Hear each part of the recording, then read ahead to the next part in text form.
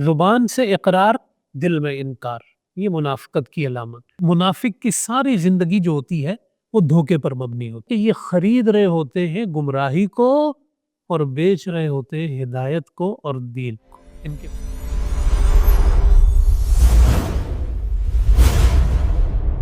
بسم اللہ الرحمن الرحیم۔ سورہ بقرہ کے دوسرے رکوع پر آج ہم بات کر رہے ہیں۔ پہلے رکوع میں اللہ پاک نے جو انسانی رویوں کی دو صورتیں ہیں، یعنی مان لینا یا انکار کر دینا، اس کا ذکر کیا تھا، یعنی مومن اور کافر۔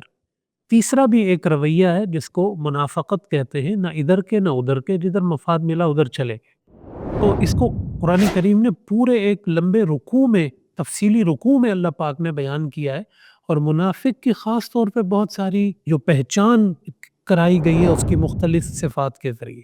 بڑا اہم یہ رکوع ہے۔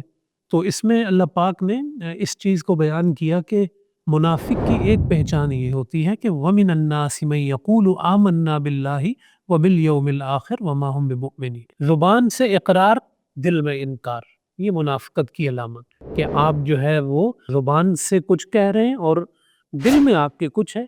ایمان کہتے ہیں ظاہر و باطن کی یکسانیت کو۔ اس سے ایمان ہمیں واضح طور پہ محسوس ہو رہا ہے، اور اگر یہ صفت انسان سے نکل جائے، دل کچھ اور ہو جائے، زبان کچھ اور ہو جائے، تو وہ منافقت کی سیڑھی پر چڑھنا شروع کر دیتا ہے اور اس طرف نکل جاتا ہے۔ اور دوسرا اللہ پاک نے فرمایا یخادعون اللہ والذین آمنوا وما یخدعون الا انفسهم وما یشعرون۔ یہ اتنے ظالم ہوتے ہیں منافق کہ ان کی عقلوں پر اتنے پردے پڑ جاتے ہیں کہ یہ اللہ کو دھوکہ دینا چاہتے، یہ سمجھتے ہیں کہ اللہ کو انہوں نے دھوکہ دے دیا، لیکن قرآن کہتا ہے کہ حقیقت میں یہ خود دھوکے میں ہوتے۔ ان کی منافق کی ساری زندگی جو ہوتی ہے وہ دھوکے پر مبنی ہوتی ہے۔ تیسری صفت ان کی قرآن کریم نے بیان کی، یہ اصلاح کے نام پہ فساد کرتے ہیں۔ ان سے اگر کہو کہ لا تفسدوا فی الارض، بھئی زمین میں فساد مت پھیلاؤ، ظاہر ہے کہ اس کے پاس جانا، اس کے کان بھرنا، پھر اس کی باتیں لینا، اس کے کان بھرنا، مفاد جدھر ہو ادھر پہنچ جانا، تو اس سے فساد ہی پھیلے گا۔ تو منافق کی ایک پہچان فساد جو ہوتا ہے نا، یہ اس کی واضح نشانی ہوتی ہے۔ اور اگر اس کو یہ کہا جائے کہ آپ فساد کر رہے ہیں، تو یہ کہتا ہے میں تو اصلاح کر رہا ہوں، میں تو اس کی بھی بہتری چاہ رہا ہوں، اس کی بھی بہتری چاہ رہا ہوں، ہم تو امن کا پیغام دیتے ہیں، محبت کا پیغام دیتے ہیں۔ تو یہ اس اپنی منافقت کو اور فساد کو جو ہے نام دیتے ہیں کس کا؟ اصلاح کا۔ یہ قرآن کریم نے ان کی نشانی بتائی ہے۔ اسی طرح تکبر اور حق سے انکار، یہ جو ہے ان کی ایک خاص پہچان ہوتی ہے۔ وَإِذَا قِيلَ لَهُمْ آمِنُوا كَمَا آمَنَ النَّاسِ قَالُوا أَنُؤْمِنُ كَمَا آمَنَ السُّفَهَاءُ۔ بھئی ایمان لاؤ جیسے لوگوں نے ایمان لایا، تو منع کر دیتے، نہیں نہیں ہم ایمان نہیں لا سکتے۔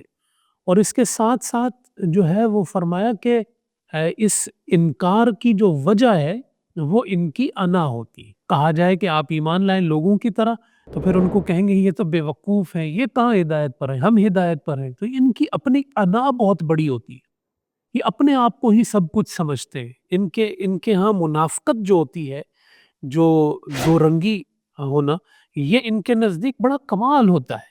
یہ اس کی انا میں مبتلا ہوتے ہیں کہ ہم سمجھدار لوگ ہیں، یہ بے وقوف لوگ ہیں جو اپنا نقصان کر رہے ہیں ایک طرف کھڑے ہو کے، ادھر بھی رہو ادھر بھی رہو۔ تو ان کی انا بہت بڑی ہوتی ہے، تکبر بہت بڑا ہوتا ہے، اور فسادی یہ بہت بڑے ہوتے ہیں۔ اس کے بعد جو فرمایا وہ اشتروا الضلالۃ بالہدی، یہ دین کا سودا کر دیتے ہیں، ہدایت کا سودا کر دیتے ہیں۔ یہ منافق کی پہچان ہے، اشتروا الضلالۃ بالہدی۔ اور سودا کتنا خطرناک ہوتا ہے کہ یہ خرید رہے ہوتے ہیں گمراہی کو اور بیچ رہے ہوتے ہیں ہدایت کو اور دین کو، ان کے پلے کچھ نہیں ہوتا۔ اس کے بعد فرمایا کہ ان کی ایک پہچان یہ ہوتی ہے کہ یہ حالات کے مطابق جو ہے وہ اپنا ایمان بدل لیتے ہیں۔ موقع مل جائے کافر ہونے کا تو کافروں کے ساتھ کھڑے، یہودی ہونے کا ان کے ساتھ کھڑے، مومن ہونے کا تو مومنوں کے ساتھ کھڑے۔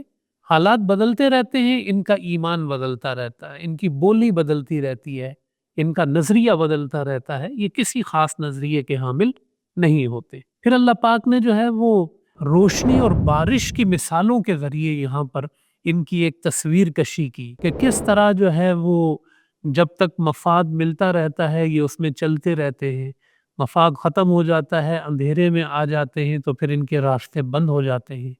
تو یہ ساری ایک تصویر ہے جو اللہ پاک نے ان کی بیان فرمائی۔ تو اس پورے رکوع سے ہم نے جو منافقوں کی صفتیں پڑھی، ہمیں یہ بات حاصل ہو گئی کہ ایمان اور کردار کے تضاد کا نام جو ہے نا وہ منافقت ہے۔ تو آپ نے ایمان بھی ساتھ رکھنا ہے اور کردار کو بھی آپ نے ساتھ رکھنا ہے، اپنے کردار کو بلند رکھنا ہے۔ جو آپ زبان سے کہہ رہے ہوں دل بھی اسی کا رفیق ہو، جو آپ کا نظریہ ہو آپ کی پریکٹیکل لائف اور کردار بھی اس کے مطابق ہو زندگی میں۔